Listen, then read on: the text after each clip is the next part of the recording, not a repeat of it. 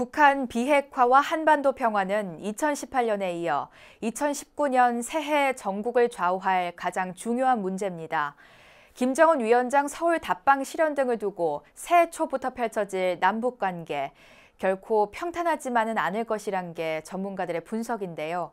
이각범의 화쟁 토론에서 한반도 문제를 전망했습니다. 김봉래 기자가 전합니다. BBS 이각범의 화쟁 토론에 나타난 전반적인 기조는 지난해의 드라마 같은 상황 진전에도 불구하고 북핵이 상준하는 상황에서 실질적인 평화는 이루지 못했다는 평가입니다. 진행자인 이각범 대한불교진흥원 이사장은 북핵 실험 중지와 한미 연합훈련 중지로 중국이 제안했던 이른바 쌍중단이 이루어진 셈이라면서 향후 회담 진전을 위한 조건은 무엇인지를 물었습니다. 북한이 생각하는 전쟁의 위협이 없어질 때까지는 핵무기를 포기하지 못하겠다는 입장이거든요. 그렇죠. 예. 그렇다면은 그 단초가 되는 비핵화의 진정성을 북한이 아주 허심탄회하게 보여주려면 어떻게 하면 되겠습니까?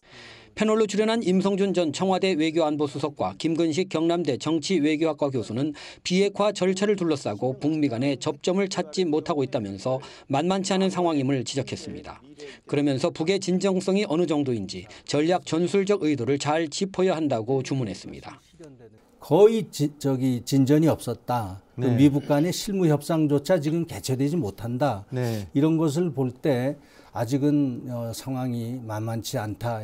북한의 어떤 그 전략적, 전술적 어떤 그 의도를 우리가 잘 짚어봐야 된다.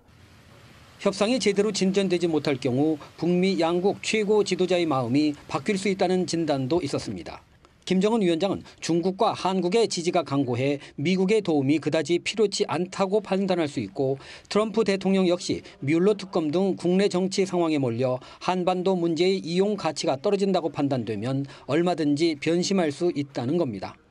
그러면서 본다면 사실상 2019년 상반기에 김정은과 트럼프 대통령의 만남이 트럼프 대통령의 또 순간적인 변심에 의해서 어떤 예상치 못한 결과가 나올지는 사실은 우리로서 굉장히 대비를 해야 된다고 생각합니다.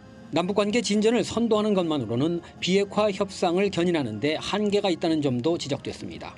동북아 세력 균형 차원에서라도 한미 동맹의 굳건한 기반 위에 미국과 보조를 맞춰 진행돼야 한다는 주문입니다.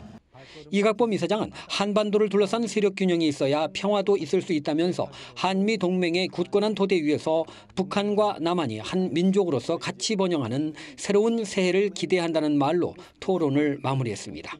BBS 뉴스 김봉래입니다.